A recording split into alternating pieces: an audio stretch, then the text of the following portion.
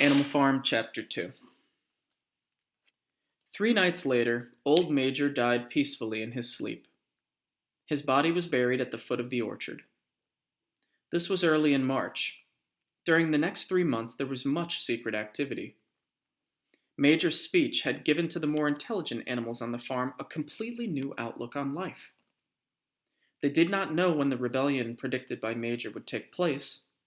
They had no reason for thinking that it would be within their own lifetime, but they saw clearly that it was their duty to prepare for it. The work of teaching and organizing the others fell naturally upon the pigs, who were generally recognized as being the cleverest of the animals. Preeminent among the pigs were 2 young boars named Snowball and Napoleon, whom Mr. Jones was breeding up for sale. Napoleon was a large, rather fierce-looking Berkshire boar, the only Berkshire on the farm. Not much of a talker, but with a reputation for getting his own way. Snowball was a more vivacious pig than Napoleon, quicker in speech and more inventive, but not considered to have the same depth of character. All the other male pigs on the farm were porkers. The best known among them was a small fat pig named Squealer.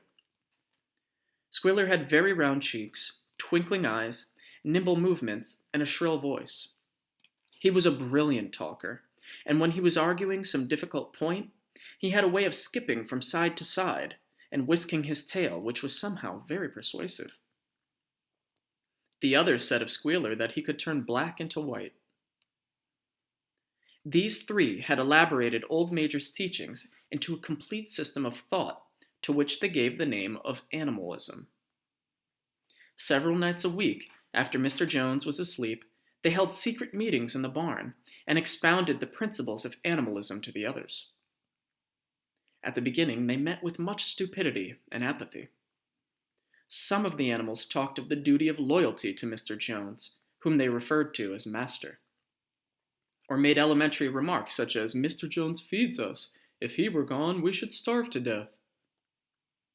Others asked such questions as, "Why should we care what happens after we're dead?" Or, "If this rebellion is to happen anyway, what difference does it make whether we work for it or not?" And the pigs had great difficulty in making them see that this was contrary to the spirit of animalism. The stupidest questions of all were asked by Molly, the white mare. The very first question she asked Snowball was, "Will there still be sugar after the rebellion?" "No," said Snowball firmly. "We have no means of making sugar on this farm. Besides, you do not need sugar. You will have all the oats and hay you want." "And shall I be allowed to wear ribbons in my mane?" asked Molly. "Comrade," said Snowball, "those ribbons that you are so devoted to are the badge of slavery. Can you not understand that liberty is worth more than ribbons?" Molly agreed, but she did not sound very convinced. The pigs had an even harder struggle to counteract the lies put about by Moses, the tame raven. Moses, who was Mr. Jones' special pet, was a spy and a tale-bearer, but he was also a clever talker. He claimed to know of the existence of a mysterious country called Sugar Candy Mountain, to which all the animals went when they died. It was situated somewhere up in the sky, a little distance beyond the clouds, Moses said. In Sugar Candy Mountain, it was Sunday 7 days a week, clover is in season all the year round, and sugar and linseed cakes grew on the hedges. The animals hated Moses because he told tales and did no work. But some of them believed in Sugar Candy Mountain, and the pigs had to argue very hard to persuade them that there was no such place. Their most faithful disciples were the 2 cart horses, Boxer and Clover. These 2 had great difficulty in thinking anything out for themselves. But, having once accepted the pigs as their teachers, they absorbed everything that they were told, and passed it on to the other animals by simple arguments. They were unfailing in their attendance at the secret meetings in the barn, and led the singing of Beasts of England with which the meetings always ended. Now, as it turned out, the rebellion was achieved much earlier and more easily than anyone had expected. In past years, Mr. Jones, although a hard master, had been a capable farmer, but as of late he had fallen on evil days. He had become much disheartened after losing money in a lawsuit, and had taken to drinking more than was good for him.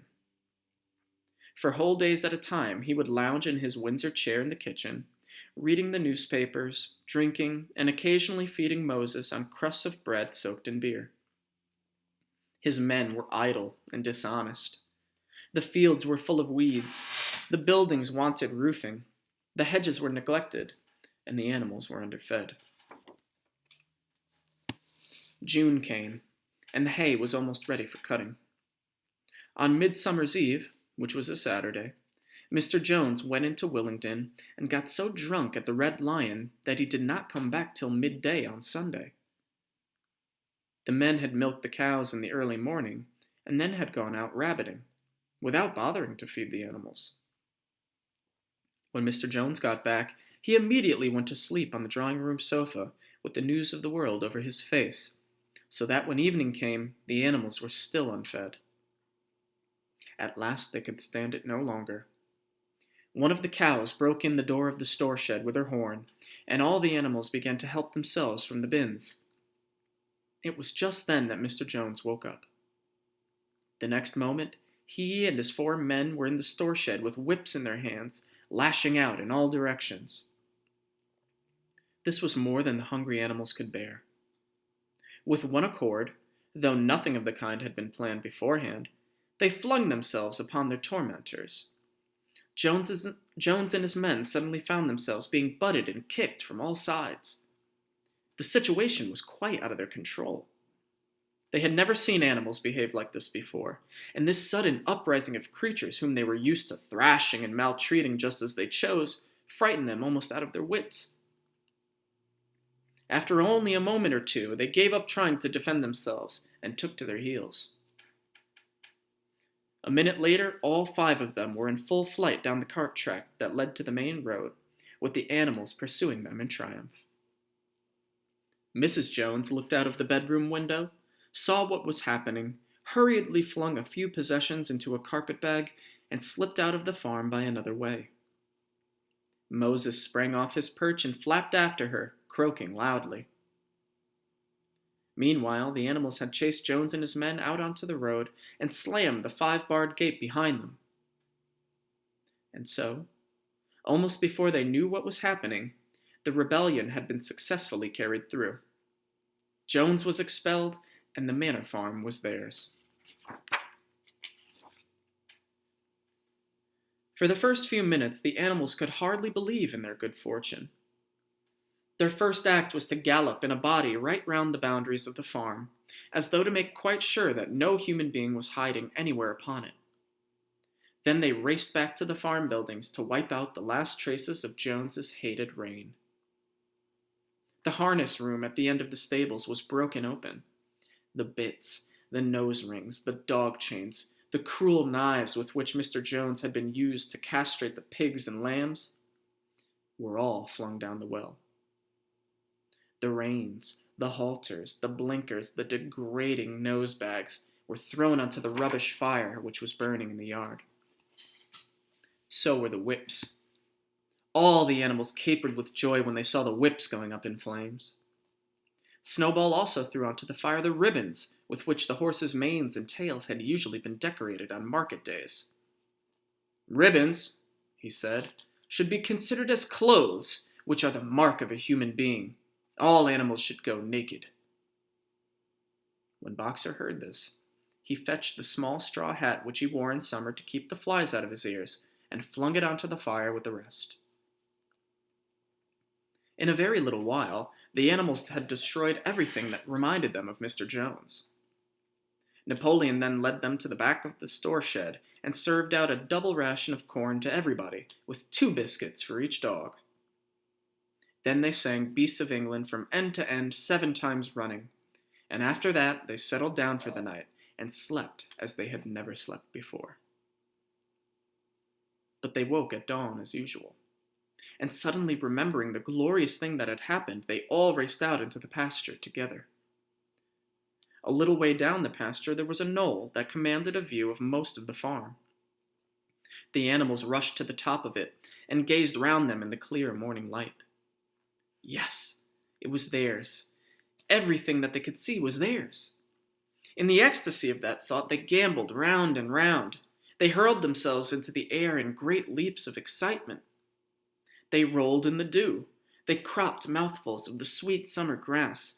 They kicked up clods of the black earth and snuffed its rich scent.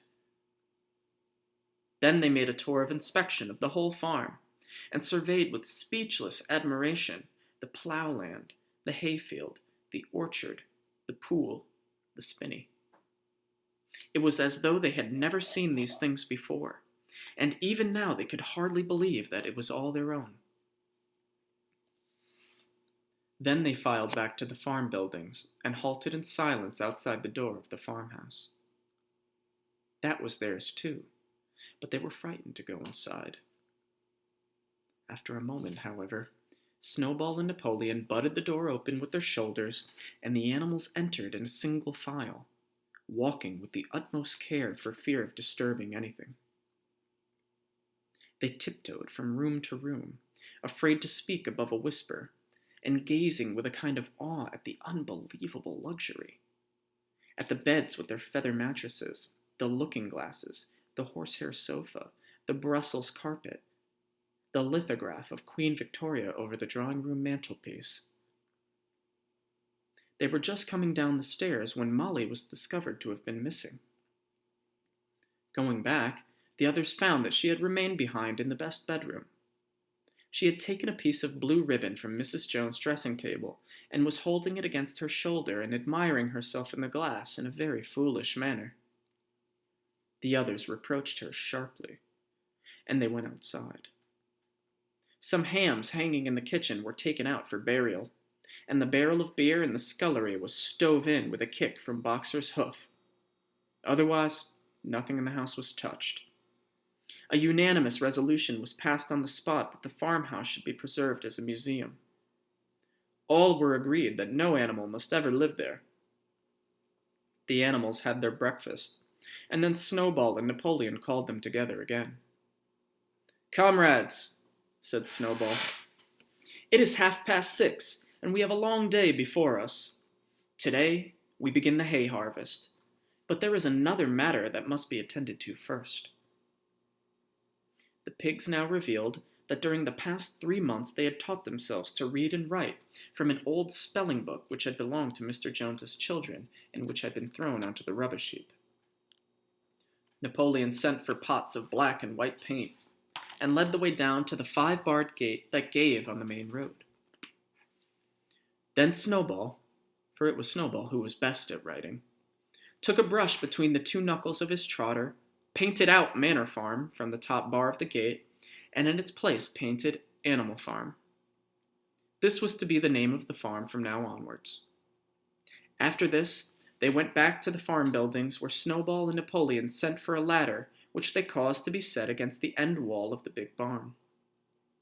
They explained that by their studies of the past 3 months, the pigs had succeeded in reducing the principles of animalism to 7 commandments. These 7 commandments would now be inscribed on the wall. They would form an unalterable law by which all the animals on Animal Farm must live forever after. With some difficulty, for it's not easy for a pig to balance himself on a ladder, Snowball climbed up and set to work, with Squealer a few rungs below him holding the paint pot. The commandments were written on the tarred wall in great white letters that could be read from 30 yards away. They ran thus: the 7 commandments. 1.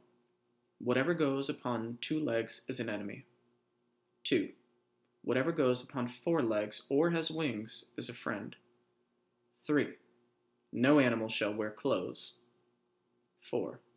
No animal shall sleep in a bed. 5. No animal shall drink alcohol. 6. No animal shall kill any other animal. 7.